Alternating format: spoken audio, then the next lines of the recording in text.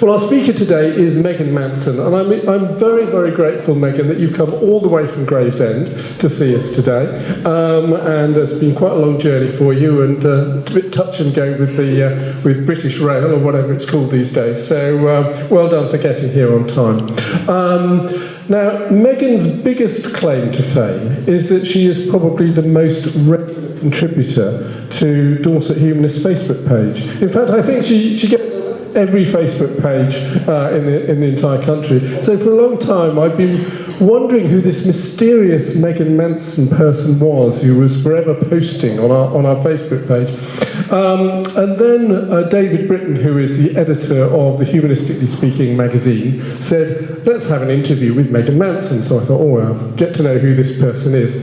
And I hope some of you at least would have seen the interview that David Britton did with Megan last year, because it was from that interview that I realised that we really need to get Megan down to Dorset Humanists, because she was such an articulate and well-informed speaker. I'm building you up, Megan, okay, so don't let me down. Okay, now what else was I going to say? So Megan is Head of Policy and Research at the National Secular Society, which is a very grand job title, and you can maybe tell us about what that entails. She's going to speak to us today about secularism and why it's not just for rabid atheists, but it's also for religious people as well. So that's why we did invite some of our Christian friends here today. So will you please give Megan a big warm welcome. Thank you, Megan.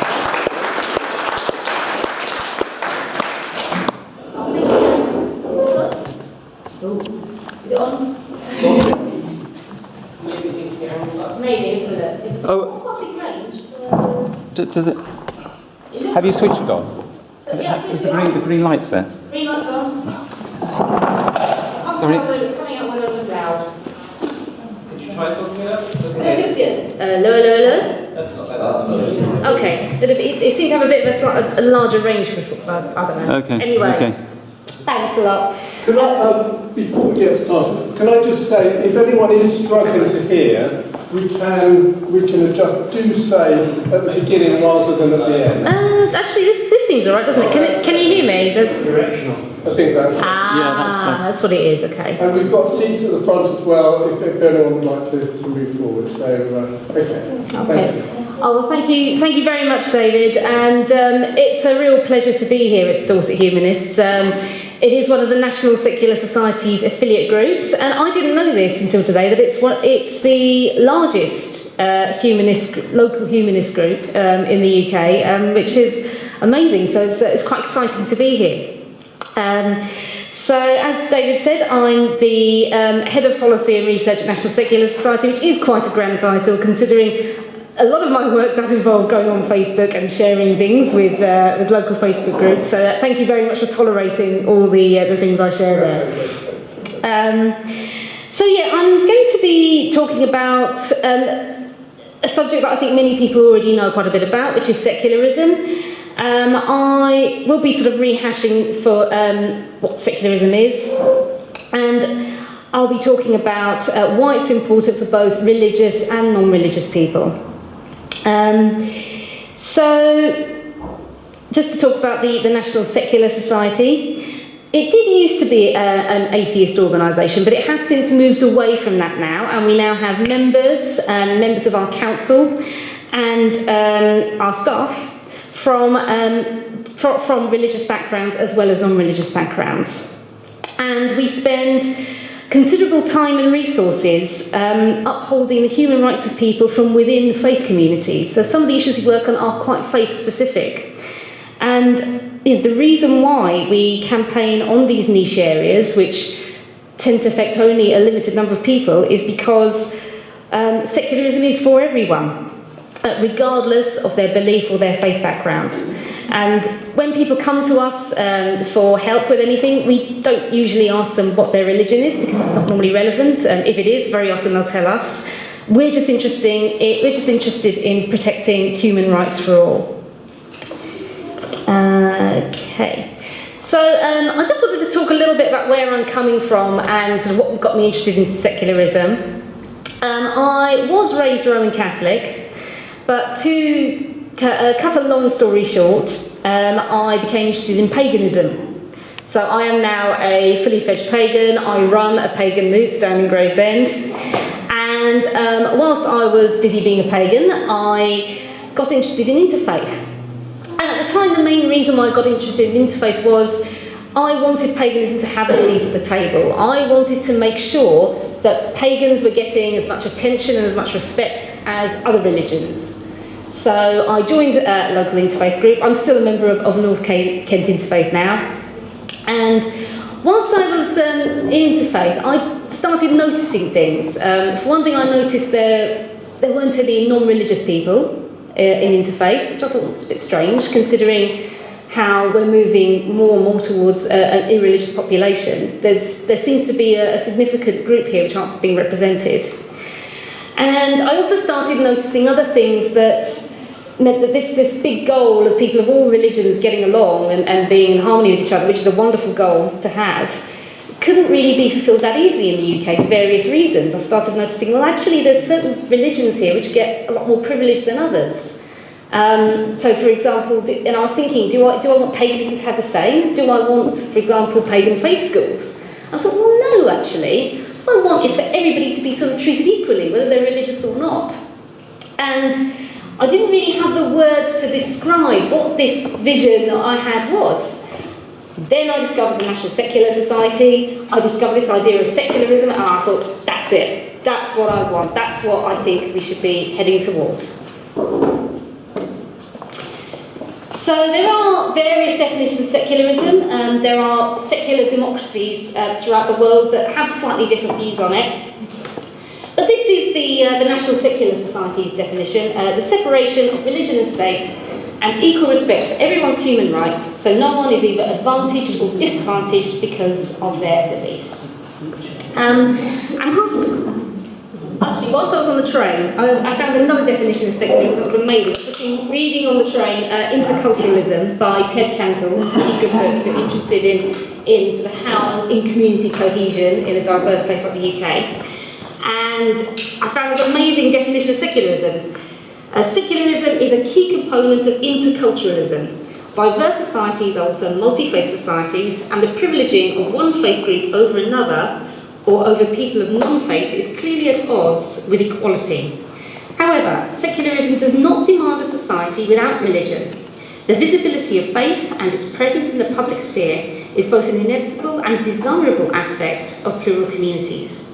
Secularism, then, simply entails a separation of church and state institutions so that the system of governance, especially in decision-making processes, in no way relies upon or privileges faith-based views. So I thought that was a very good definition.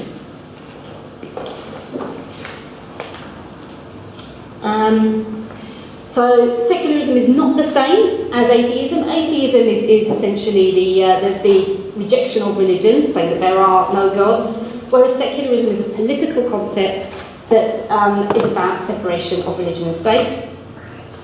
It's also not the same thing as humanism, although I do understand that secularism is a very important component of humanism.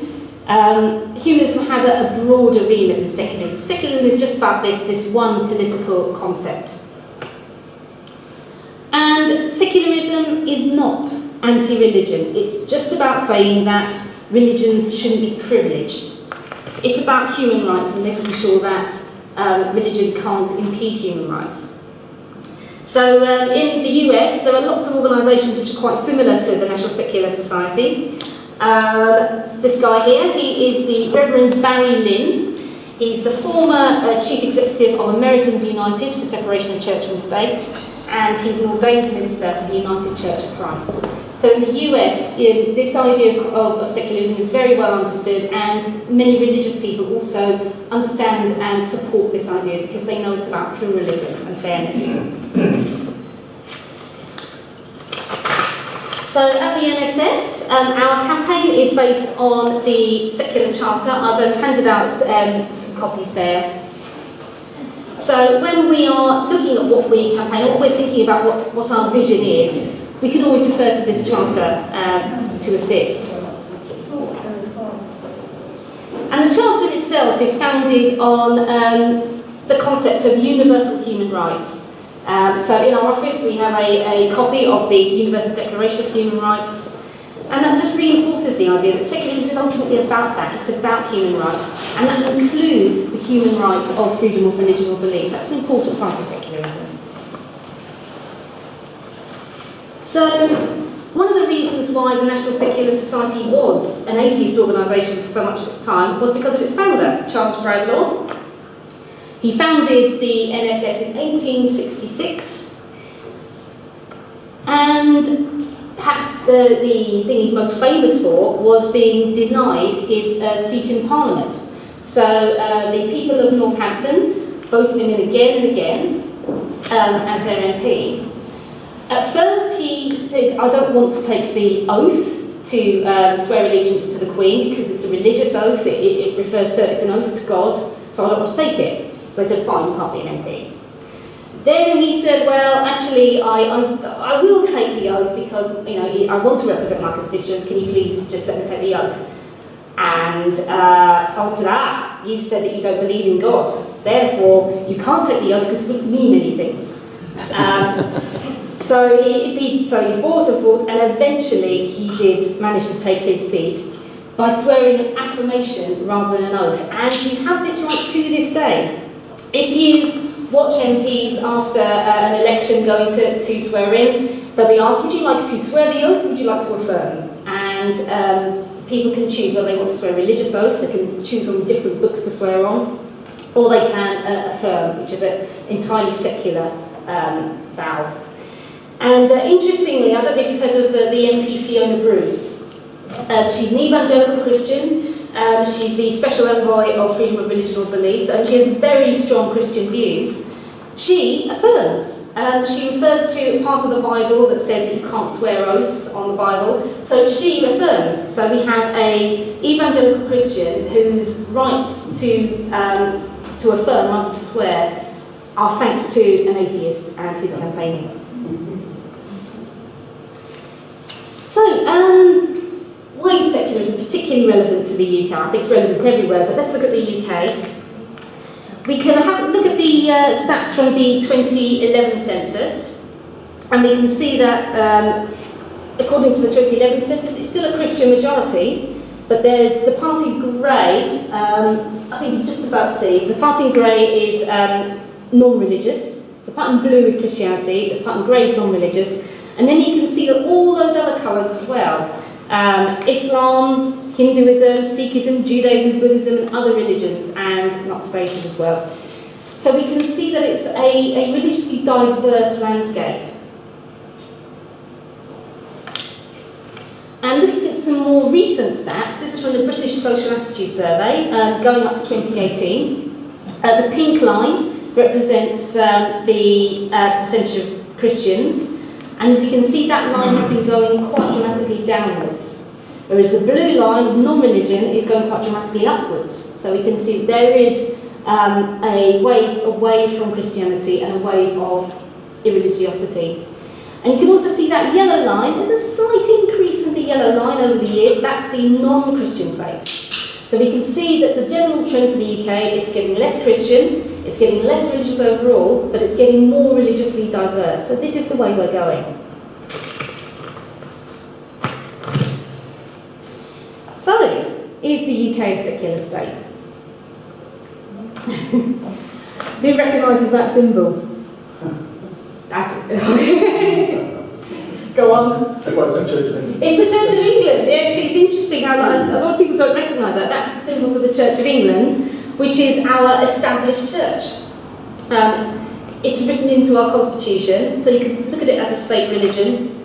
The churches in Wales and Northern Ireland are disestablished, but you can sort of see the Church of England as being the established church for the UK because of where it lies in the Constitution and where it lies in Westminster. And this is essentially the reason why. The reason why we have an established church is that our head of state, remember our head of state is the monarch, it's not the Prime Minister, it is the monarch, she's the ultimate executive of power. She is the head of state and she is the head of the church. The monarch must be a member of the Church of England. Catholics are strictly forbidden from being the head of state. The monarch must swear to maintain the Church of England, and they are sworn in an explicitly Christian ceremony. We are the only democracy that has an explicitly Christian ceremony to see in our new heads of state. And during the coronation, the monarch pledges to uphold the laws of God, and there are certain parts of the coronation that have sectarian, anti-Catholic overtones as well.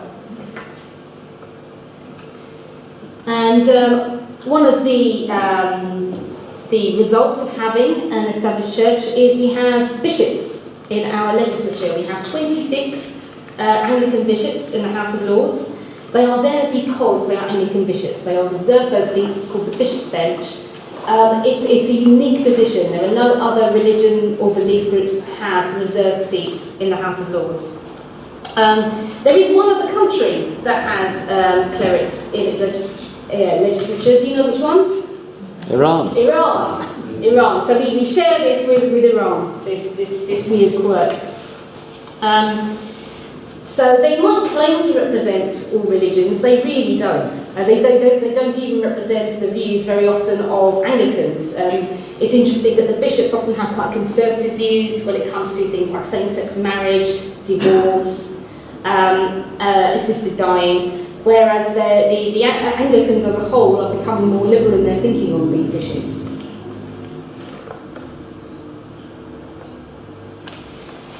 And as another consequence of having a state church, we have Anglican prayers in Parliament. Every sitting of the House of Lords and the House of Commons begins with prayers. In Scotland, it's a bit more inclusive. They have like a time for reflection, which is multi-faith. So that's a little bit better, but in Westminster, it's still Anglican prayers. So we can already see the problem here. Christianity, and specifically the Church of England, is privileged at the state level, even though Anglicanism is declining. And this has the effect of sort of casting non-Anglicans as somehow not quite being British, not quite being a full citizen. So that's why the UK is not a true secular state. So now we're going to have a look at some of the other ways that this impacts upon public life in the UK.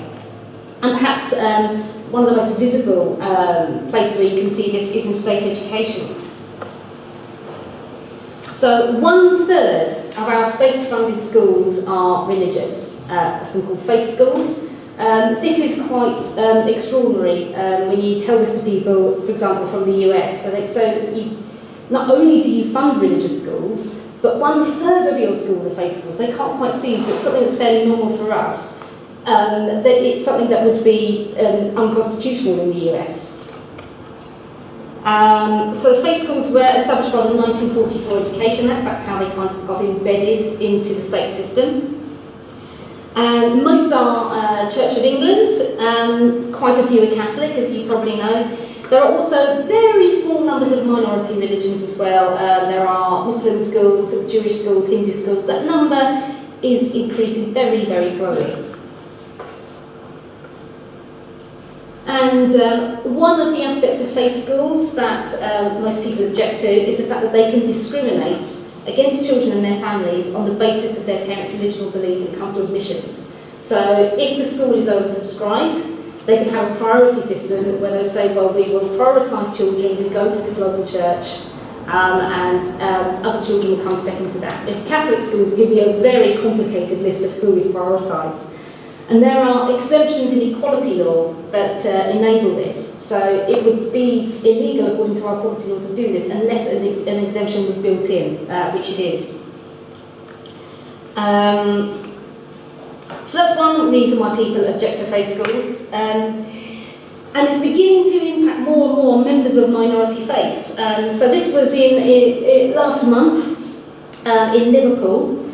Liverpool has had quite a significant drop in the number of parents who've managed to secure a place for their children at the school of their choice. And the growing numbers of Muslim families in particular have been hard hit by the fact that many of the local schools, the Church of England. And this is what Dr. Amina Elmi of the Granby Somali Women's Group said. It's an issue that's been ongoing for decades, it's never been addressed. If an admissions policy stops people from a certain community, from a certain race or faith, from getting into the schools in their locale, then it's up to Liverpool City Council to tackle and change this. Unfortunately, the council is quite powerless on this. They can't really, it's written into law that faith schools are allowed to do this. So it's going to become an increasingly difficult situation as those religious minority groups grow.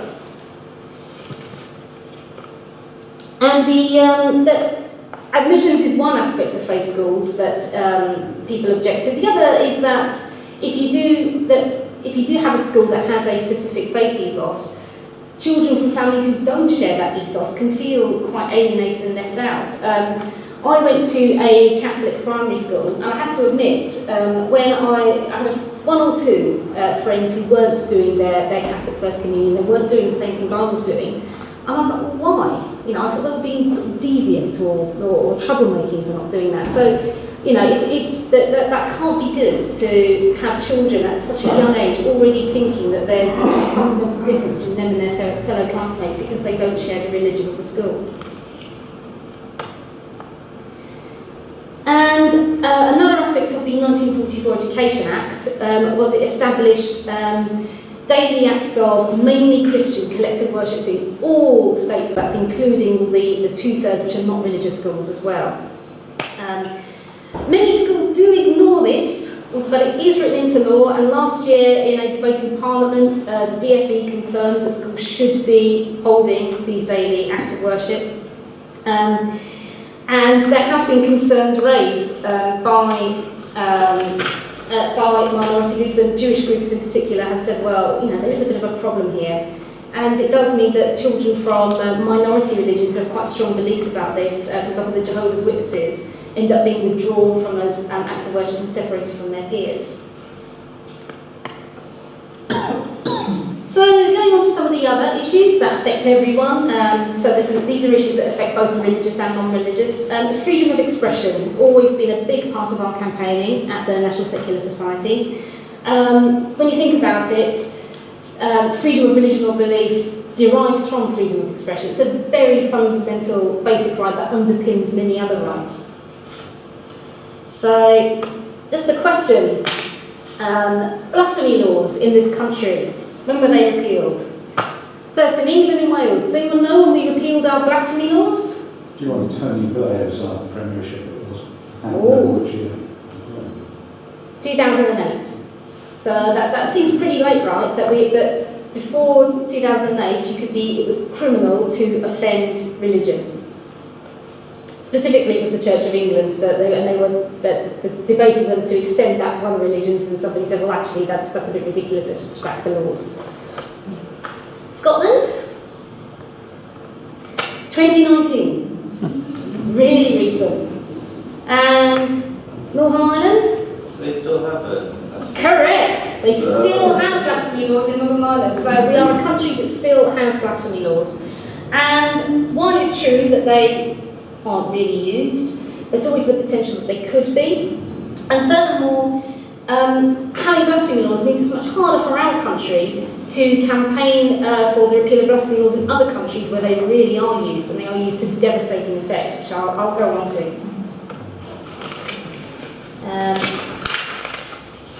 So some of the free speech issues that we campaigned on, quite recently was the Scotland's hate crime bill, which threatened to criminalise threatening or abusive speech that was likely to stir up hatred about religion or belief. Now that is so open to interpretation. That could be anything. That could be just a strong criticism of religion or belief could potentially fall under that. So we were very worried about this, and we weren't the only ones. We were contacted by the Christian Institute, who are also very worried about this. Now, normally, we're not natural allies of the Christian Institutes. They tend to not be secular in their thinking. They think that Christianity should have a special place in the state. But on this issue, we were united in the potential damage that this law could do. So we teamed up with the Christian Institute, We formed the Free to Disagree campaign, and we campaigned alongside lots of other groups that joined it. And as a result, we managed to secure some amendments to the hate crime bill that specifically allowed more freedom of expression about freedom of religion. So it means you can still criticise and ridicule religion or belief without fear of being prosecuted. In theory, and it's a very new law, so we're not too sure how it's going to work. So speaking of freedom of religion or belief, this is what I've often heard American secularists say. Religious freedom is a shield, not a sword. So religious freedom is there to protect, not to harm. It's part of the Universal Declaration of Human Rights and the European Convention of Human Rights, but it's a qualified right. It means that your freedom of religion or belief you should have up to the point at which it impedes on other freedoms, including other people's freedom of religion or belief. So that's why the NSS does campaign on for issues both in the UK and internationally. So we've worked with the UN and the EU, as well as the UK government on issues of freedom of religion or belief. And we campaign on international cases as well. One issue that we've seen become more common is the persecuting of Ahmadiyya Muslims in Pakistan. Now, Ahmadiyya Muslims are a sect of Islam that has quite a different interpretation to other mainstream forms of Islam. And the Pakistan state really doesn't like this. It is technically illegal to declare yourself as a Muslim and an Ahmadi. They see them as being non-Muslims and they forbid Ahmadis to say that they are Muslim. So the Ahmadis are heavily persecuted in Pakistan. We've been working on one case where it was quite a recent one. A 65-year-old Ahmadi Muslim was imprisoned because she allegedly defaced an anti-Ahmadi poster that happened to have verses from the Quran on it. And this was a use of Pakistan's blasphemy laws, and it just shows how these laws are used to persecute religious minorities. Another case in Pakistan you might have heard of was the case of Asia Bibi. She was a Christian, again another religious minority that is persecuted in Pakistan. She got into a fight with her neighbours over her right to drink some well water. They claimed that she said something derogatory about the Prophet Muhammad, and as a result she was imprisoned and given the death penalty for blaspheming. Fortunately, she had a very good lawyer, and who fought for her rights, and thank goodness she was released, and released I believe in 2018 or 2019. She did have to flee the country though, because part of how Pakistan's blasphemy laws work is very often the state doesn't enforce them because they know that the religious right-wing mob will enforce it for them, so it's all done informally. So she had to flee Pakistan. She's now living in Canada. And the lawyer who defended her, we awarded Secularism of the Year 2019. So coming back to home issues, one thing I wanted to talk about was some of the marriage laws and the campaigning we've been doing on that. So in England and Wales, we have very, very bizarre marriage laws.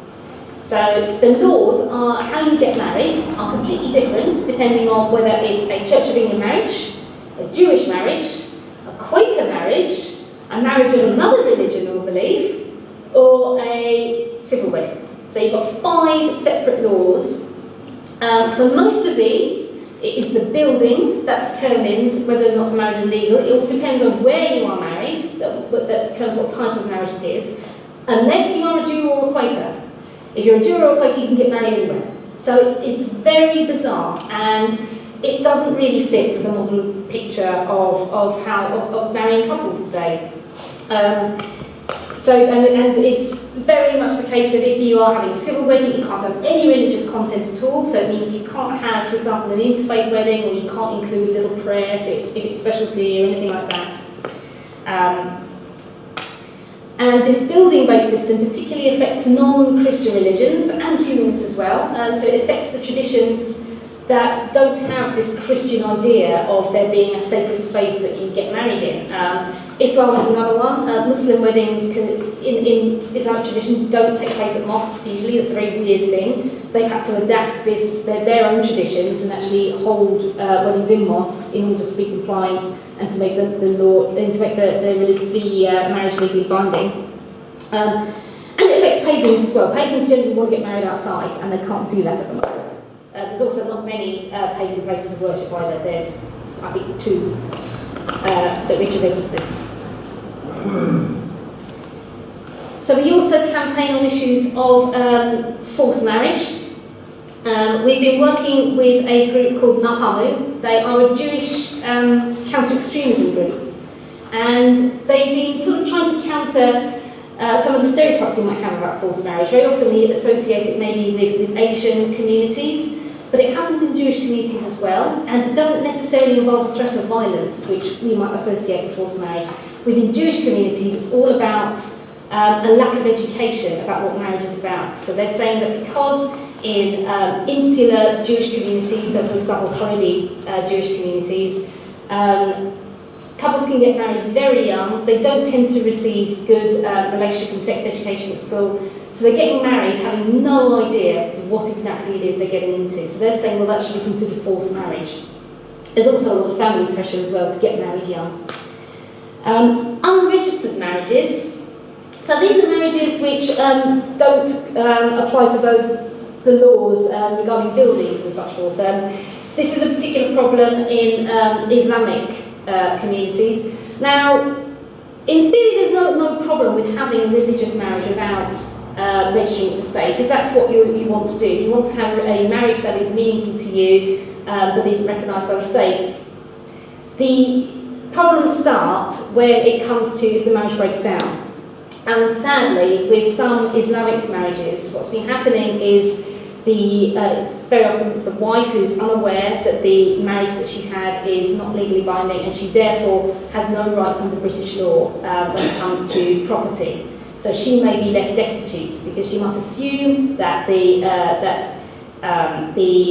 estate is now split between the 2, and it isn't because the marriage hasn't been recognised. And this is compounded with the religious courts, the Sharia courts, which oversee the Islamic marriages, and they tend to be quite sexist in how they deal with these issues. It tends to be all male clerics who run these courts, and it's a much harder process for a woman to get divorced under Islam than a man. So 2 of the groups we've been working with on these issues of marriage and the rights of Muslim women in particular are South Black Sisters and One Law for All, both of which are made up from former and current members of mainly Muslim communities. So now I'm going to move on. So there's been issues which I think sort of affect people of religion and non-religion. Now we're going on to more kind of niche issues which specifically affect religious communities. So the first I'm going to look at is independent education. So the NSS, we're not opposed to independent faith schools because they are funded privately. It's the case of the matter of separation of church and state is not a problem here because they're privately funded. We have no problem with independent faith schools. However, we do think that children's human rights should, in all cases, be upheld, should be prioritised, including their right to education and including their right to a safe environment. And sadly, around half the independent faith schools which are inspected by Austen are failing. That's a staggering figure. And very often this is related to the fundamental religious ethos that some of these schools subscribe to. Some of the issues that we found include extremist texts in libraries, an overall poor secular education because the schools, this is a particular problem in Jewish schools, they want to instill a religious-only education. In some cases, corporal punishment's being used in them. Very often there is no sex ed at all. They refuse to teach about LGBT issues, and they might be treating male and female students quite differently as well. And we see examples of these failing schools on a monthly basis. And An even worse problem is probably the unregistered schools. So the independent schools which are inspected by Ofsted, at least they are actually inspected. There are some schools which avoid inspection entirely because they are unregistered. This is illegal. You're not allowed to have something that looks like a full-time school and not registered with the DfE. But some religious schools do this deliberately because they sense that what they want to do as a religious school, there'll be a conflict between that and Ofsted's rules. So if you want to find out more about what unregistered schools are like, I really recommend listening to this talk by Izzy Posen. It's on the National Secular Society YouTube channel. This is at Secularism 2019. He was raised in a very orthodox Jewish community. He attended unregistered Jewish schools throughout his entire life. He was hit with sticks. He had no secular education at all. It was all scriptural. And he also didn't learn any English until he was booted out of the community at the age of 15. He's now at university doing a postgrad, which I think is remarkable that he's managed to learn English and some secular education to that level that he can now get to university. Excuse me. So another issue that's only really affecting particular faith communities is that of caste discrimination. As you probably know, the caste system exists primarily in Hinduism and Sikhism. It's thought that there could be as many as 500,000 people in the UK who are vulnerable to caste discrimination because they belong to a so-called lower caste. They refer to themselves as Dalits. Caste discrimination is not outlawed in the Equality Act. There is an unacted clause in the Equality Act that says it could be illegal, but that has not been enacted, and that's partly due to a lot of high caste lobbying of government. In April 2017, the government decided not to enact it, and there's been some indications that they may even take this out. So if you are a victim of caste discrimination, there's very little recourse for you. There is some very, very shaky case law, but case law is unreliable and it's very costly to try and rely on case law. Can I ask which communities that would be amongst? Hindu and Sikh. So that's where it's happening. And there is evidence that it is happening as well. There was some evidence by the National Institute of Economic and Social Research. They did find evidence that caste discrimination was happening in work settings. But it's still a poorly understood issue, and there's still a lack of data. There are many barriers to people reporting, one being the language barriers. There's also socio-economic barriers as well. So that's why we're supporting the Dalit Solidarity Network, which is trying to find more evidence of caste discrimination, trying to get more people to come forward. You've probably heard a lot about this one in the news recently. So conversion therapy. These are activities which are about converting LGBT people to being straight.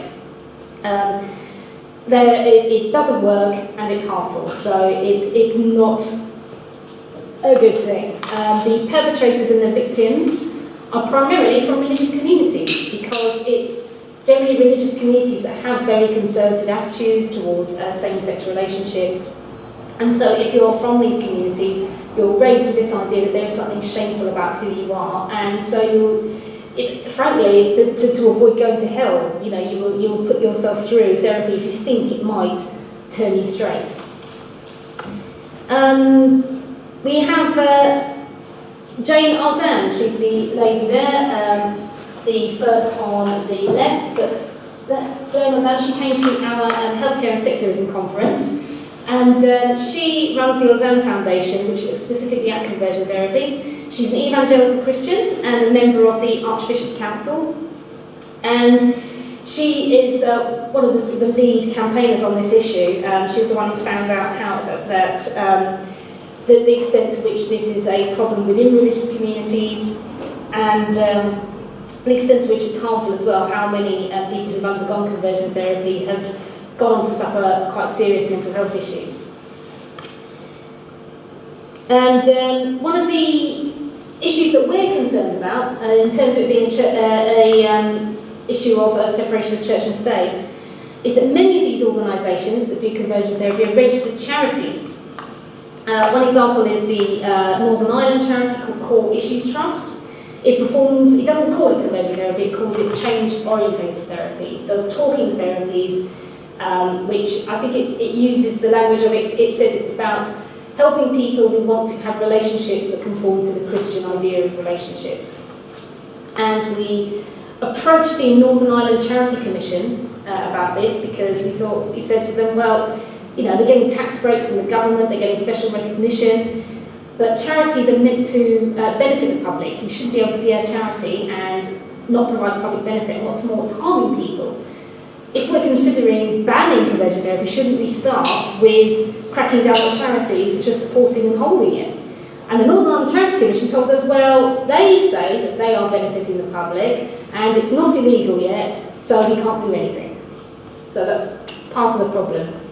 And they are registered under the charitable purpose of the advancement of religion. So that's a charitable purpose in law. You can read a bit more about this advancement of religion and why it does cause problems to charity law in this report I have here. Conversion therapy is just one of many problems. And we're also concerned about how state faith schools, including state-funded faith schools, are contributing to homophobia and anti-LGBT stigmatisation. In 2018, we published some research on the relationships and sex education policies of state-funded faith secondary schools, and we found a shocking number which were saying that same-sex relationships are sinful, they are morally wrong, and that being gay is a sign of being disordered. And this is happening, this is state-funded. And you think, well, you know, if this is what they're teaching children, is it any surprise that some of them will go on to seek conversion therapy? We've long campaigned for the rights of people who are from religious backgrounds who have been abused in religious institutions. Very sadly, religious institutions are vulnerable to abusers, just as schools are, because they provide an access to many young, vulnerable people, and there is an element of hierarchy and status there which can make it easier for abusers to do what they do. And sadly, when abuse does occur, it can be very difficult for victims to get justice.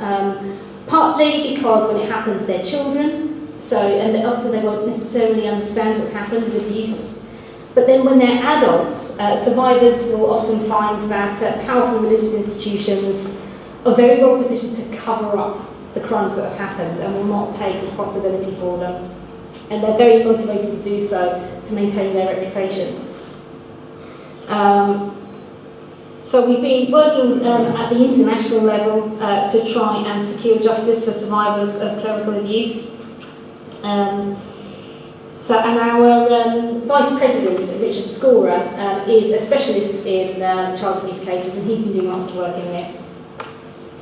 And just two of the people we've worked with, Reverend Graham Sawyer and Phil Johnson, who we gave the Secularism 2018 Secularist of the Year award to.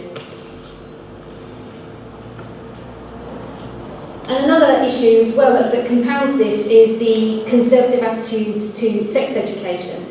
So, as I've mentioned before, in some independent and some state faith schools as well, there is a lack of sex education, which means that children don't necessarily know about issues, for example, of consent.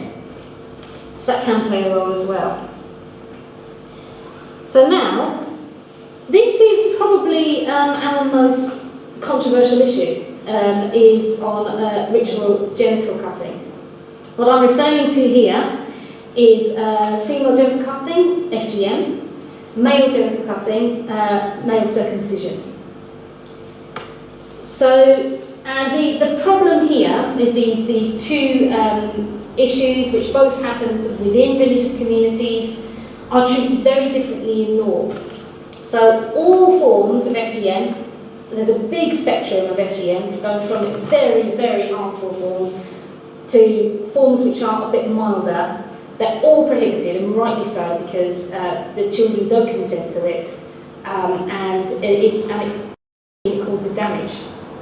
But all forms of male circumcision are legal, and what's more, they are completely unregulated. And so in 2015, the High Court itself ruled that non-therapeutic male circumcision constitutes a significant harm to a child, and they concluded that male circumcision it can be seen as harmful as some forms of FGM. So in some forms of FGM, it's a pinch of skin is taken from the child's genitals. It's a small amount of tissue damage that generally occurs in male circumcision. But so if it's done on a girl, it's completely illegal. And as I said, it's correct that it's completely illegal. But if it's done to a boy, no problem at all. And you don't need to be a trained professional to do it. There's no regulation at all. So that's part of the problem. Now this is one example of one of the more extreme forms of circumcision. Again, I don't think there is any law forbidding this. This is a form of circumcision that takes place in Orthodox Jewish communities. Some Orthodox Jewish communities, certainly not all, where the person doing the circumcision, after they've cut the foreskin, will take the baby's penis into his mouth and they'll suck a drop of blood from it. So that, in most cases, that would be seen as quite serious, a serious assault. But because it's circumcision, it's done under a religious and cultural context, the law doesn't seem to treat it that way. The data on male circumcision is quite sketchy because it is unregulated, so we don't necessarily know about the harms and the risks to the extent that we should do. But we do know that in 2011, the Birmingham Children's Hospital admitted 11 baby boys to the intensive care unit with life-threatening complications. And in the US, where there's as you probably know, there's a very big culture of circumcision, and it's generally done under clinical conditions, so at least it's safer. But even under clinical conditions, over 100 babies die from circumcision complications every year. Now, bear in mind, there is no real medical reason to do that to a newborn. And the baby does not consent to it. So this is an issue where, it's a classic example of where you draw the line between religious freedom and a child's rights. That's why it's a secularist issue, because it's about how the law deals with issues that could be a violation of human rights. And the NSS, we're on the side of the child's right to bodily autonomy, and we think also that this is an issue of religious freedom too. It's the child's religious freedom, and the freedom of the child to decide later if they want a circumcision. If they have a circumcision as an adult, because it's a religious requirement for them, then that's fine, if they want to do that. But as a child, they cannot make that choice. And we are probably going to see these issues coming up more. There are increasing interfaith marriages, and this is where the issues raise. We keep hearing of cases of people coming to us saying, my husband is a Muslim, or they are an African Christian, and they want my son to be circumcised and I don't want it. And that's where it can sometimes go to court. In those cases, the courts usually rule in favour of the child's autonomy. So in cases where there is a dispute between the parents, the courts take the child's side. And I think that tells you something about circumcision and where really we should be treating it maybe the same as FGM.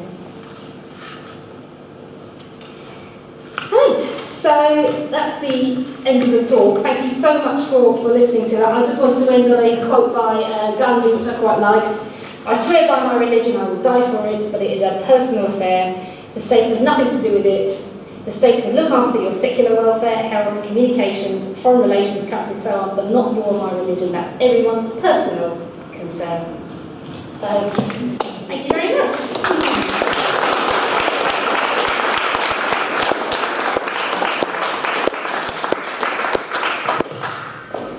Thank you so much, Megan. You've given us lots of food for thought and so many different areas that the NSS is involved with. So we're going to throw it open to questions now and comments. We've got a hand up already. So you can't speak unless you have the microphone. So I'll bring the microphone to Aaron. Thank you. That was a fantastic talk, and I must say you were so much entertaining than the last NSS person who I don't even remember who was that. Well, I'm going to have to launch with circumcision, obviously. You've been around as an organisation for both parliaments, both in Labour government and Conservative government. Why are they saying, no, we won't ban circumcision? It is a really sensitive topic. You know, I appreciate that there are many sensitivities around it. You know, and I can see why, for Jews in particular, this is a fundamental part of their religion. And, you know, there are historical reasons as well. The Nazis tried to ban circumcision. So if you say that you want to ban it, people immediately think, you know, oh my goodness, is this anti-Semitism? So there is that sensitivity, and I can appreciate that. And I can appreciate that, you know, parents feel very strongly about this one.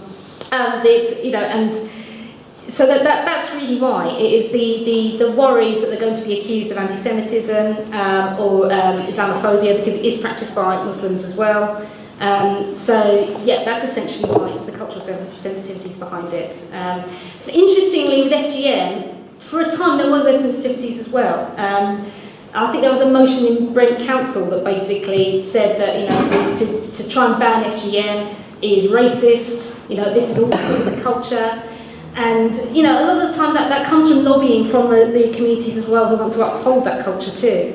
So it's about resisting that pressure as well. So we did used to think of that of FGM in those terms, but fortunately there have been many very effective campaigners campaigning against FGM who won out and said, look, you know, culture be damned, this is about child's rights and we're saying this is harmful, don't do it. And ban it. Right, okay. I'm just going to say something first, because, you know, chairman's privilege here, about this, because I'm a member of a multi-faith team, or sort of many faiths team of school visitors, and 5 of us go into schools. And two of the people in that team is a Muslim woman and a Jewish woman. And they quite glibly say that, oh, well, of course, if you join our religion as an adult, you know, if you are a male, you have to be circumcised. And they just say this, you know, as this is kind of uncontroversial and normal. And they've said this in front of the kids. Last time we were in front of 250 sixth formers. It was Ferndown Upper School. And I thought, I can't let this go unchallenged anymore. And I actually said, you know, I think it's, I can't remember quite what I said, but I think I said it, you know, it's an abuse and all that. I put it in the same category as FGM. And then there was some discussion about hygiene and all the rest of it. And I said, I'm sorry, you know, if you want hygiene, you know, all you need is soap and water these days. And I got a round of applause, you know, from the boys and the girls, I think, when I said that. So, but I suppose the point I'm making here is that there is this cultural difference, isn't there? There seems to be an acceptability for male circumcision, but whereas female genital cutting has become totally beyond the pale. Definitely, part of that is because I think circumcision is quite well known in this country. You know, it's been going on for a long time in this country, so it's an accepted thing of we do this. Whereas I think FGM, that was a more recent introduction that came with more recent waves of immigration. So that's why we were a bit more sceptical about it, I think. And, you know, as I said, there are the hygiene issue, the hygiene arguments about circumcision. There are some studies which have been done in Africa that might suggest that circumcising could help reduce transmission of HIV.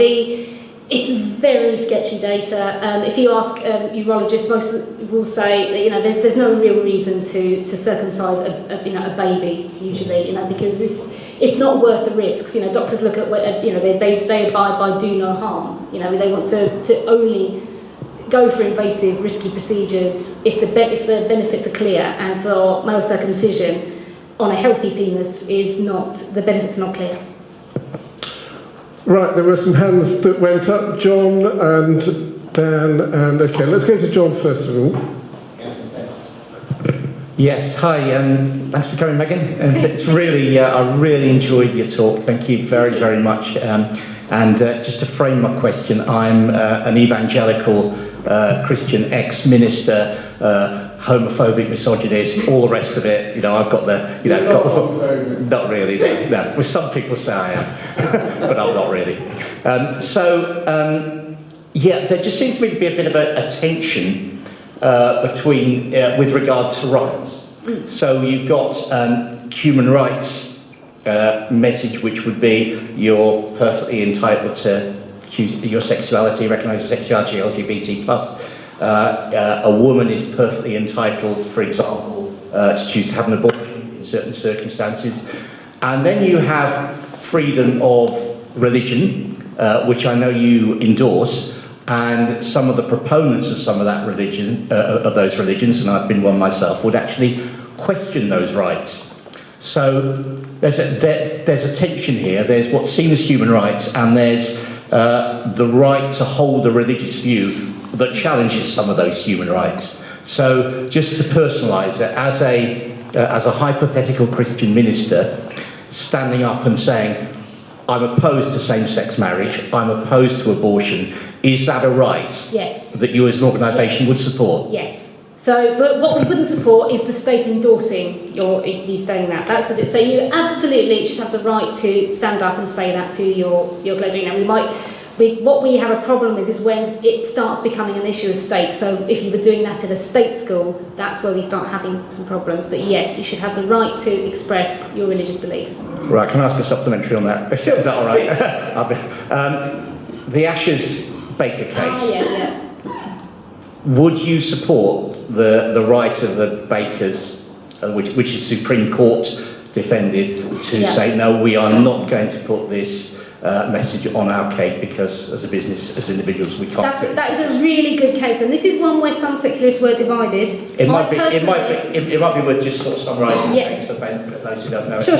I'm sure you can do it better than me. Oh, sure. So the Ashes Baker case, if you didn't hear about it, this was a bakery in Northern Ireland that was asked to produce a cake saying support gay marriage, and they are the group that the bakery they asked were Christians who didn't believe in same-sex marriage, and they said we don't want to endorse this message by putting it on a cake.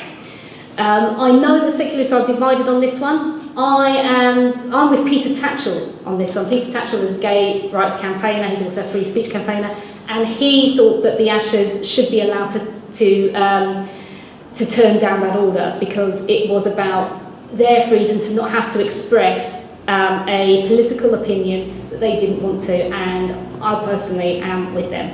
I'm personally with Peter Tatchell's view on this, that you should have the right to, that freedom of speech should be the right to not have compelled speech as well. If it was the case that they'd refused to bake a cake for a gay couple, just because they didn't want a gay couple to have a cake, that would be different, but it was about the message on the cake for me, and the message was support gay marriage, and these bakers didn't really want to do that.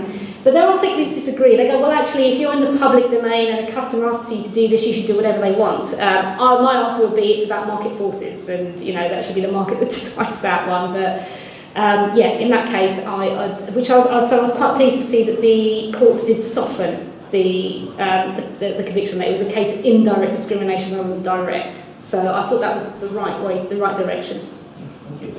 Can we take a quick poll on this? I'd be fascinated to find out where the split lies in Dorset humanists on this. So, hands up, those of you who think that the law should compel a baker to put a pro-gay message on a cake even if they don't want to. Hands up if you think that is the right thing to do.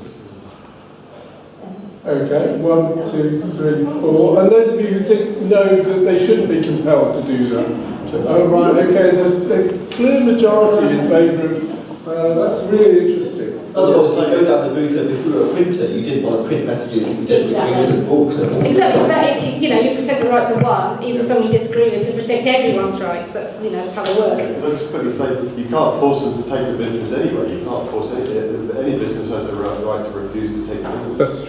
That's true. You can't have your cake and eat it.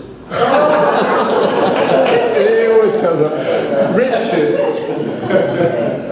Thanks, Megan. It was a really, really fascinating talk. Thank you. Just a couple of things to sort of put maybe context, thinking about the Lords and the House of Bishops. I mean, 26 of them out of 800 was only 3%. So you could argue that, you know, that's not a disproportionate sort of representation of the overwhelmingly kind of Christian membership in the country. But, you know, just to put that out there. And also, of course, you mentioned that when the next monarch is appointed, it's going to be predominantly Christian. But of course, Charles has said he wants to be a defender of faith and not the faith. And I suspect, like a lot of these kind of national events now, there'll be lots of interfaith representation at that coronation. One would have thought, as there is at the Remembrance Day. But I'm really interested to know that the secular society is for interfaith. I think that's really exciting, because a lot of the secularism I've come across in my time has been very anti-religion and anti-religious. But one of the things I just saw on here, as a religious studies teacher for 26 years, well as being an Anglican clergyman, so I probably tick a lot of negative boxes. It says here that there should be no religious instruction in schools. Do you mean religious studies? Or? No. Religious instruction is inculcation. It's about saying, this is what we believe as Christians, and you are going to do this. This is how you pray. So that's religious instruction. Religious education is completely different. Yes. So religious education is educating about religion. Religious instruction is about educating how to be religious. I was at a Catholic primary school. Yes. What I had there was religious instruction. I went to a secular secondary school. What I had there was religious education. Yeah. I could definitely see the difference. And having taught it, I think because you can't get a GCSE in religious education, religious studies. It's all about the critical study of religion. I was very interested, again, your point about America, where they kind of look aghast at the sort of state-funded faith schools. But a counterpoint to that was talking to a French exchange teacher, and she said it's great that you have religion taught in schools in this country, because in our country we don't. You keep it out of schools, and then you're left to the sort of fanatical religions out there that can't put the critical voice of reason into religious studies, which is part of religious studies. So, well, to an extent, I agree with you, because I lived for a long time in Japan, and Japan is also a secular state. No religion in schools whatsoever, so it's not even taught about. And I think it's a shame if we don't teach about religion. And in fact, it meant that it's sometimes difficult to talk about your own culture if you can't talk about religious aspects. I think it is a really important part of culture. So I agree that there is a place for talking about religion in schools and teaching about it, because it is such an important part of the human experience for many people, and it's an important part of our history, it's an important part of our culture. So definitely we should be teaching about it, but what I disagree with is teaching it as instruction, as confessional religion. Yeah, and I think it'd be really good that the secular society and the humanist society have got humanism and secularism on the sacres and on the syllabus, because I've had to teach secularism, I had to teach atheism, and how important that is. So anyway, I'm hopping the microphone, but thank you for that. It's a really important clarification. Thanks. Thank you very much, Richard. And Richard is actually my brother, by the way. I just thought I'd mention that. Right, so Dan is waiting, I know. So, well, I'd go to Dan first, and then Barry. Who else was wanting to? Okay, and Angela. Right, got a few then. So Dan. Hello. Yes, I know that circumcision is not necessarily dictated by Islam in the way that it is in Judaism, although many Muslims believe that the Prophet Muhammad was born without a foreskin, and so it is something that's culturally done quite often in Islam. And my father happens to be a Muslim, so after I was born, my father was told by somebody he considered to be an authority in Islam that if I was not circumcised, then I would be more likely to sleep around and be unfaithful to my wife, and so he went to a local Muslim doctor that was recommended to have me circumcised for £50. And one of the issues with that process is, because it wasn't treated like any other medical procedure, The doctor didn't have to explain all the details to my father, and my father didn't know very much about it at all. He thought that they would maybe cut a couple of millimetres of skin as a ritual, and that would completely heal over and be exactly the same as everyone else, because my dad converted to Islam as an adult, so he didn't have to have it done himself. And he did say later on, after I explained what they really did, somehow he didn't notice when I was a child, and he said he definitely would not have had it done if he had really known what they would do. So the lack of regulation in that particular industry has led to a situation where that kind of thing could happen. And until recently, you could actually buy do-it-yourself circumcision kits on Amazon. And they were only removed from Amazon because Amazon decided it was bad publicity to keep them up, and they removed it. But it's completely legal to buy that sort of thing, to just do at home.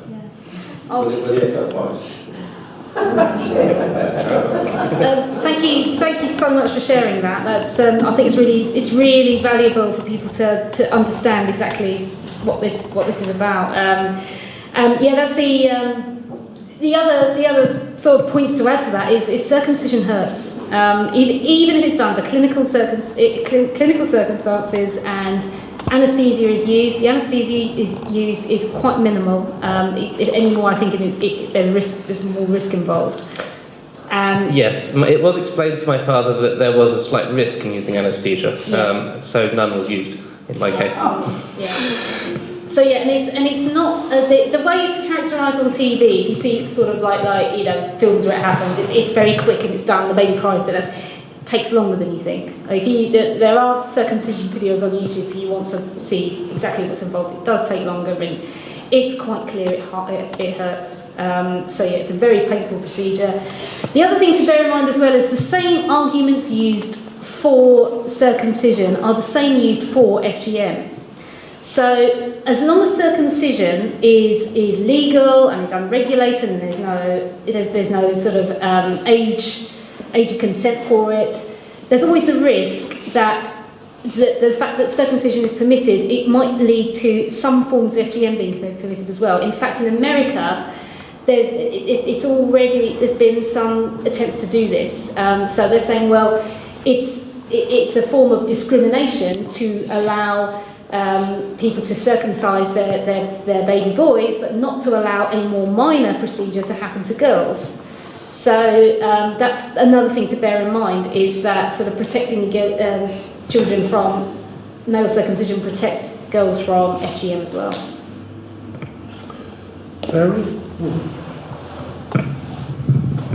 Hello, I wasn't going to talk about circumcision, but it's quite, and I'm not going to, but it's quite curious to consider circumcision in the context of docking puppies' tails. You only do it when they're young because apparently they don't feel pain, and you only do it in certain breeds.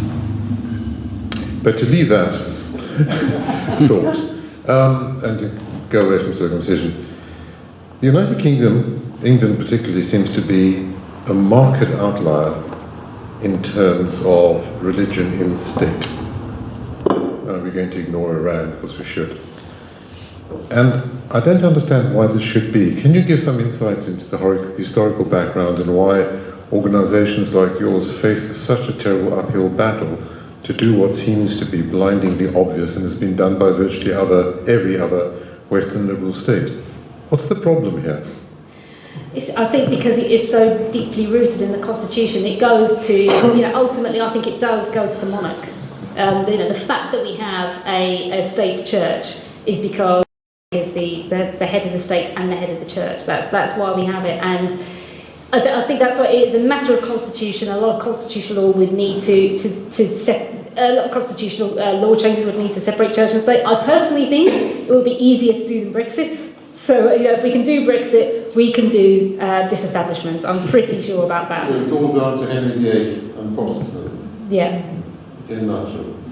Can I say, as a former Christian minister, I think I might disagree with Richard here, that actually I think the cause of Christianity in this country would be helped by disestablishment. Right, yeah, I agree. I don't think that there is much benefit in establishment at all. I completely agree. How do you feel about that? Yeah, that's one thing I didn't talk about actually. Maybe I should have mentioned that. But yeah, I mean, if you take the United States of America, where enshrined in their constitution was the separation of church and state, and they're very, very well, I don't know if they're a Christian culture, but they're certainly more than we are in this day. And it hasn't harmed the progress of Christianity in the United States, better or worse. And I think it would actually be a positive move. Yeah, I think so. I think that the church is shackled by its ties to state, because everything it wants to do, it has to think, well, how will this affect the state? How many laws do I have to... It's really shackled. So if, for example, the Church of England wanted to legalise gay marriage, and there is an increasing push for that,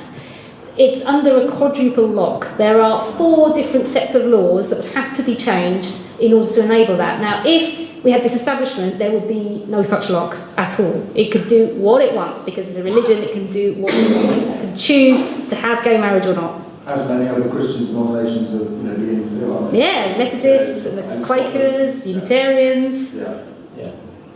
Right, a few people are breaking the rules here. You can only speak when you've got the microphone.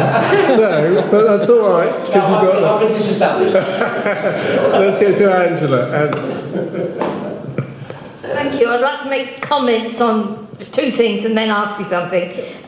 Firstly, actually, I don't know, probably others have as well. I have attended a circumcision of a baby boy in Nigeria quite a long time ago. A friend of mine, nothing to do with being Muslim. The parents were members of the local Christian Anglican church. But it was just what you did. Yeah. And nobody questioned it, either the Nigerians or other expatriates who were there with me. And it was carried out not by a doctor, but by a local sort of tribal leader.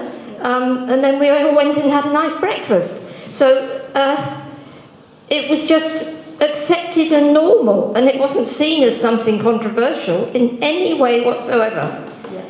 Whether those people were also practicing female, I'm not sure. But I think some were, but that's a different matter.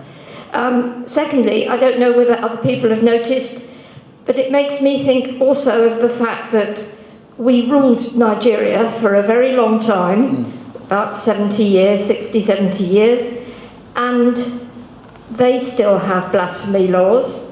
Which is odd, because the country is not by any means uniformly European religious, if you like, but somebody a humanist in Nigeria has just been sentenced to, it's either 20 or 24, I can't remember, years of imprisonment for breaking blasphemy laws. And that sends shudders down me, because, I think, what's that got to do with the fact that we were ruling them for a long time and that's still there, whereas under tribal law it would have been meaningless. So anyway, that's just a point. But the thing I wanted actually to ask you was, you're a pagan, and I would have to say that I couldn't write one sentence about what that means. Could you tell us a little?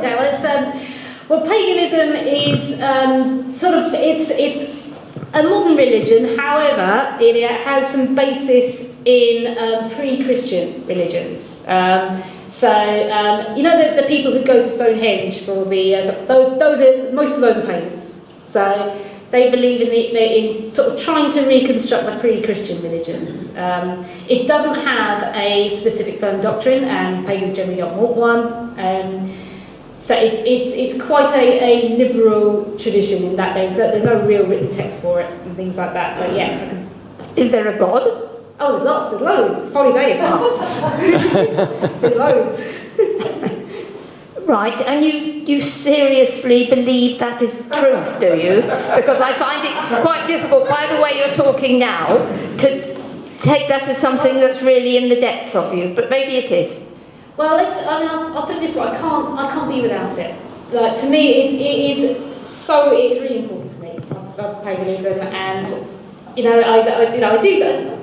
do question things, and I do think I do wonder to what extent it is true. I do. However, I know how it makes me feel when I'm practicing it, and honestly, I enjoy it, and it makes me feel good. It makes me feel something. It makes me feel sort of spiritually. It really does have this deep impact on me, where I do feel something. I quite putting it into words, but because I enjoy it, because it has benefited my life, I do question less and less whether or not it's real, because I just enjoy it and it seems to be benefiting me, so I think, well, why stop? Yes, a lot of people enjoy going to church. Yeah, they do. And singing hymns and things. Yeah. Does it always mean they believe the essence of it? No, but very lots of them would be similar to me. They're feeling something. They can't put it into words. And it's, very often for many people, it's not black and white, binary, whether or not you believe or not. Sometimes you feel you believe it more, and sometimes you don't. Or you think, no, I don't believe it, and yet I still want to, give an offering at a particular time. I still want to say a prayer at a particular time. So, for many people, belief is not a black and white thing. In fact, I think it's healthy for it not to be a black and white thing, to have doubt. Okay, thank you very much. Thanks. I think we're going to have to get you back to give us a talk on paganism, but yeah, Angela, thanks for mentioning the situation in Nigeria. I should have mentioned it right at the beginning, but yeah, it's actually the president of Nigerian Humanists, Mubarak Bala, who was arrested 2 years ago and was not charged for a very long time, and he's just been sentenced to 24 years for blasphemy. Again, I mean, it's within the northern Nigerian context, which is very Islamic, but it's a really shocking situation for international humanism. So we have to see what can be done, if anything. But the good news is that another atheist who was sentenced to, I think, 10 years in imprisonment in Saudi Arabia and 1,000 lashes. His name was Raif Badawi. He's just been released from prison by the Saudi authorities because he has served his 10 years in prison. I think only something like 50 of the 1,000 lashes were ever administered. Still pretty shocking, but he's now been released. But they've imposed a travel ban on him for 10 years, and his family lives abroad. So, I mean, it's still a really, really shocking situation for humanists and atheists in other parts of the world. So, thought I'd just mention that. Aaron, you've got another question. Anyone else? Is anyone else waiting? Okay, Steve, and then I'll come back to Aaron. Okay, yeah, that was great to hear that talk. I just wondered your last comment about Gandhi. You're saying there that Gandhi's statement there that the state has no interest in his religion is separate from the state. But obviously Gandhi was a very political figure, so his religion was obviously informing his politics. So obviously the two go backwards and forwards. I just wonder what you felt about politics informing religion and religion informing politics. Yeah, it can be difficult. I think it can be difficult to separate them at times, but I think that sort of by actively having this secularist outlook can really help there. I think about sort of Tim Farron. So he is an evangelical Christian. He fundamentally believes, I think, that same-sex relationships are not permissible. However, he tends to vote for same-sex rights because it's the case, well, that's not for me, that's not for my community. However, I don't want to impede on those rights. So, yeah. Oh, and actually, one thing to mention about Gandhi, he was at Charles Bradlaugh's funeral, the founder of the NSS. So actually, yeah, it's got quite a bit of a tie to secularism.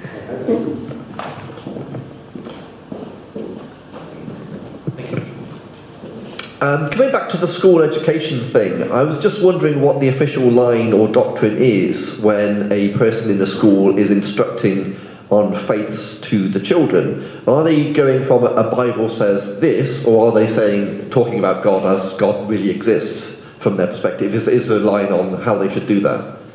Well, if they're a faith school, then they generally are expected to teach from that faith perspective. So they will say, if it's a Catholic school, they'll say, well, we Catholics believe this. They will talk of God as being absolutely real. And there is nothing in law to stop this happening in community schools, actually. We have come across community schools where they do have teachers who do teach it as if it's real, and there's not a lot you can do to challenge that, because they say, well, technically, you can argue technically all schools are Christian because they all have Christian acts of collective worship in them. So there's no such thing as a secular school. I've heard that argument as being a justification for having confessional religious instruction. Is there a line on what the NSS wants to do about that? Is it if you give an instruction to government? If it's a state school, we don't want there to be religious instruction. Right. We think that religious education should be it should be unbiased and it should be broad and it's about children being able to explore for themselves. The marketplace of ideas, the marketplace of religion, self beliefs, and choosing for themselves what they want to do, what they want to believe.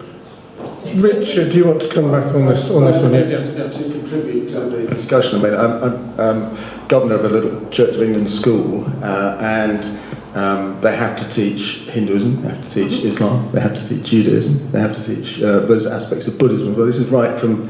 So it's not. When you talk about a faith school, I think you have to be careful of the language, because by law you can't just teach one faith, because it's not possible. You're not allowed to by law. I just think it's. I'm not sure that if that's strictly true either. You can.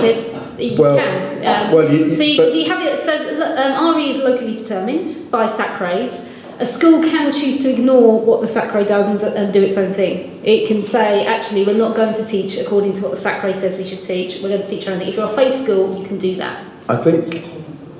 I was talking about Church of England schools. Yeah, they are faith schools. So indeed, but okay, I haven't come across them. I think if it's a VC school, then it might be slightly different. If it's a VA school, then they can do that. If it's a VC school, they might be more inclined to follow the SACRA. I think the VA schools tend to be more religious, and they tend to have more exemptions from things. So it could be if it's a VC school. Just one other thing about GCSE, you can't now do one religion for GCSE religious studies. You have to do Christianity and one other faith, so you can pick one of the world faiths. So, that was politically motivated by Go, which was a good thing, I think. Yeah, that's definitely a good thing. It's good to see that happening. It's been Barry, because Barry, you're also a governor of a Church of England school. Yes, the law is very convoluted. If a church school becomes an academy, they have a right to plough their own furrow, to go their own way. They don't have to take any notice of SACRA. So you can have a church school which is transferred legally into become an academy, which is a management issue, really. And at that point, they can do what they like. Yeah. And ignore religion. Church of England schools tend not to. But another academy could ignore religion. Yes. Yeah. Oh, I think they have to teach RE. I don't think they can. I think they do have to teach RE. They have to teach RE. They have to teach RE, but they can teach it in a balanced way. By the way, when you said that all the religions that are taught under RE in Church of England schools tend not to include humanism at all. I agree with that. Yeah. And think it's about.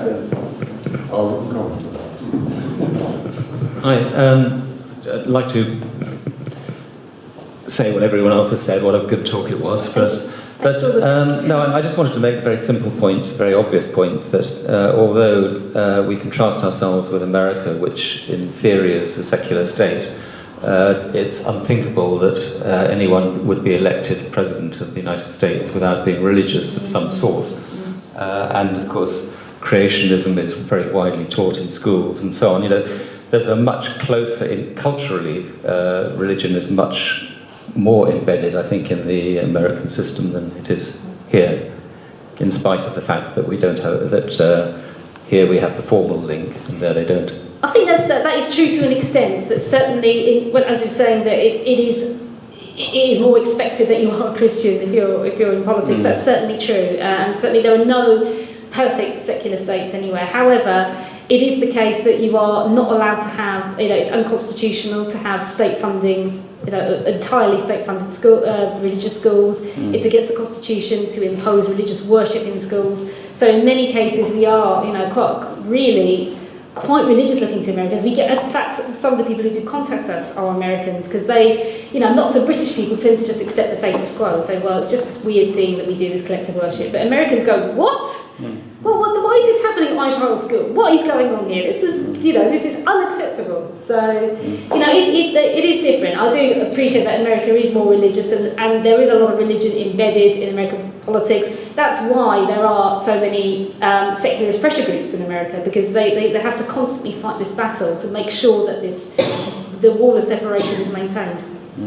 John, I'll get to you in just a moment, but Ruth.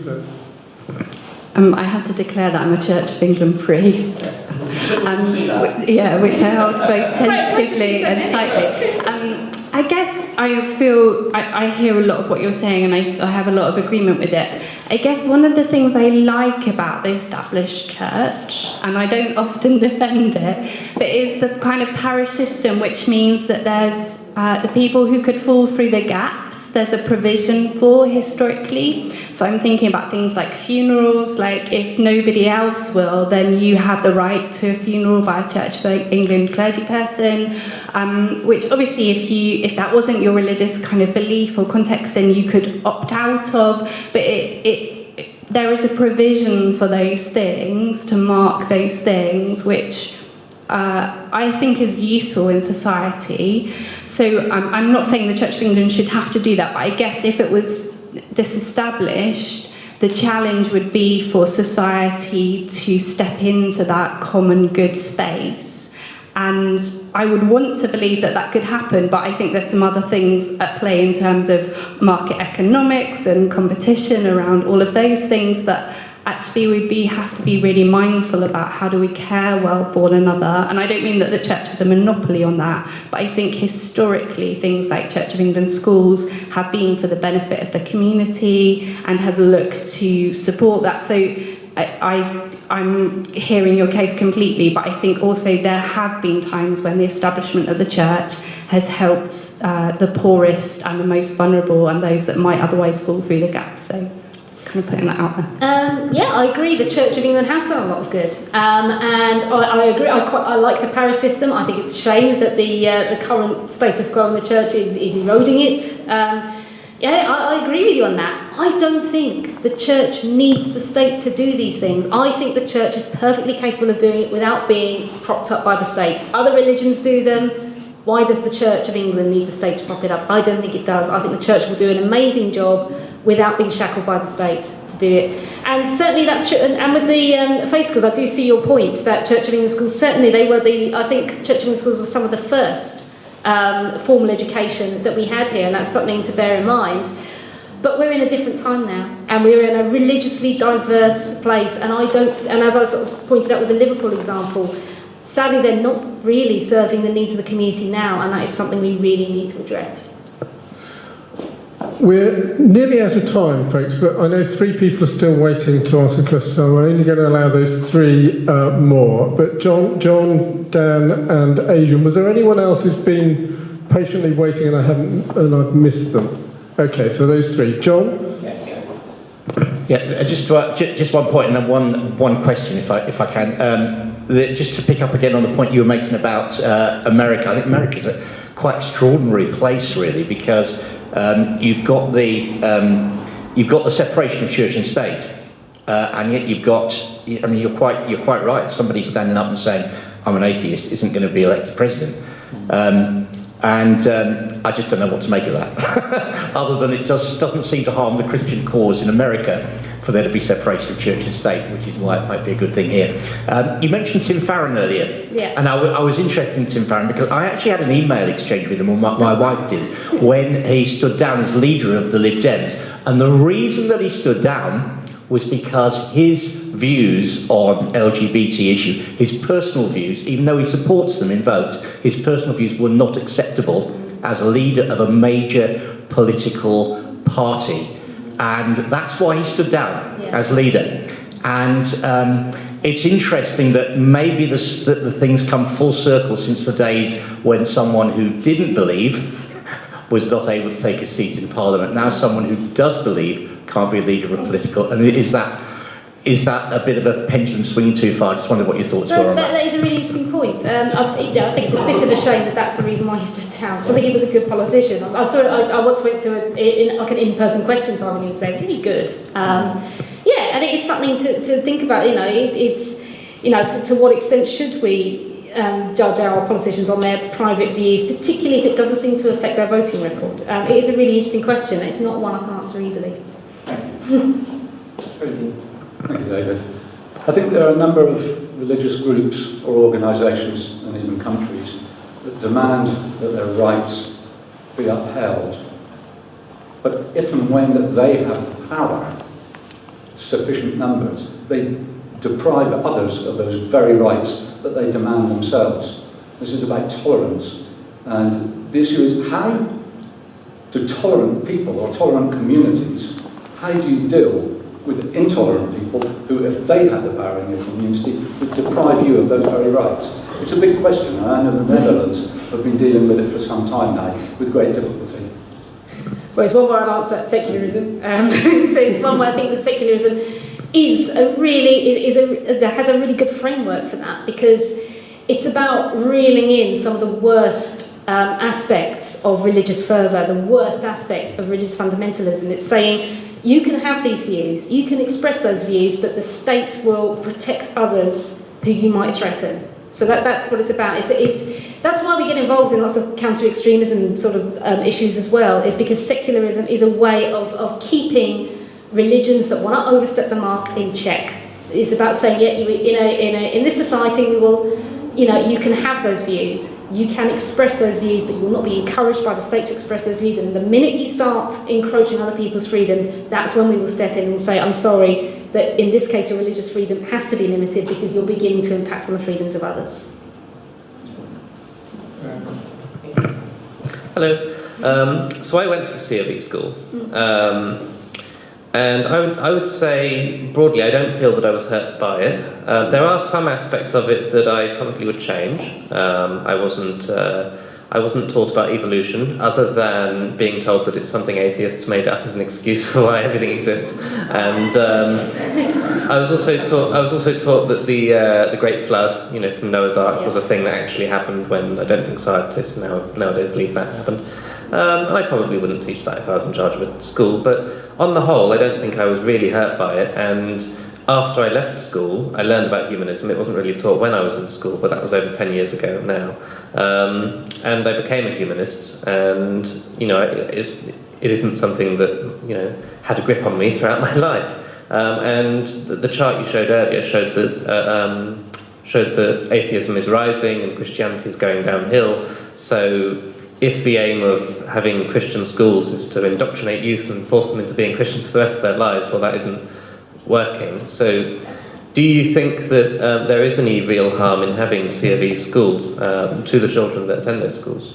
I think it's less of an individual harm, particularly for COB schools, which very often do tend to be less religious than, say, Catholic schools or other types of schools. I think it's less about the individual harm, it's more about the community harm. It's about segregating children, and of course there's the admissions thing as well, which further segregates.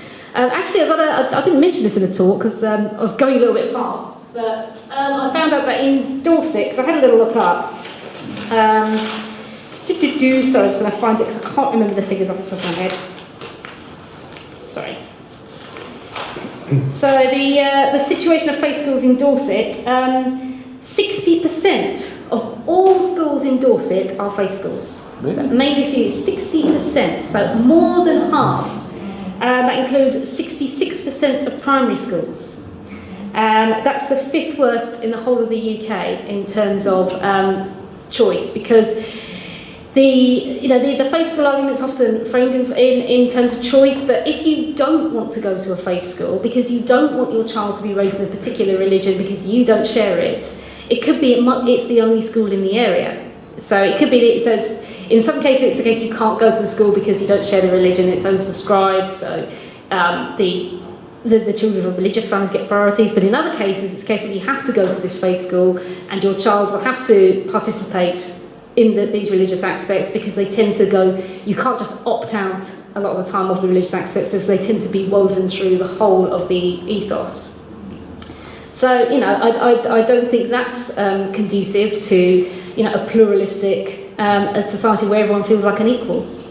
So yeah, if you want to read more about that, this is a good report about, it's called The Choice Delusion, about this is countering this argument about choice and faith schools. So yeah. Northern Ireland. Anyway. The National Secular Society was founded in 1866. It sounds to me, Megan, as though you've still got quite a lot of work to do. So, even more work to do. I think Charles Bradley will be quite shocked. Thank you so much for giving us an incredible insight into the National Secular Society today, and I'm particularly fascinated to hear the way I think it's changed over the years, even since I've been aware of it. Megan, thank you so much for coming all the way today to talk to us and fielding all these questions. Please give Megan another big round of applause. And I also want to say a big thank you to people from non-humanist communities who are here today, Christians in particular. Thank you so much for stepping into the lion's den, and I hope it wasn't too bad an experience. Thanks for all your questions. They were all really good questions, and it's really, really good to engage. So yeah, thank you.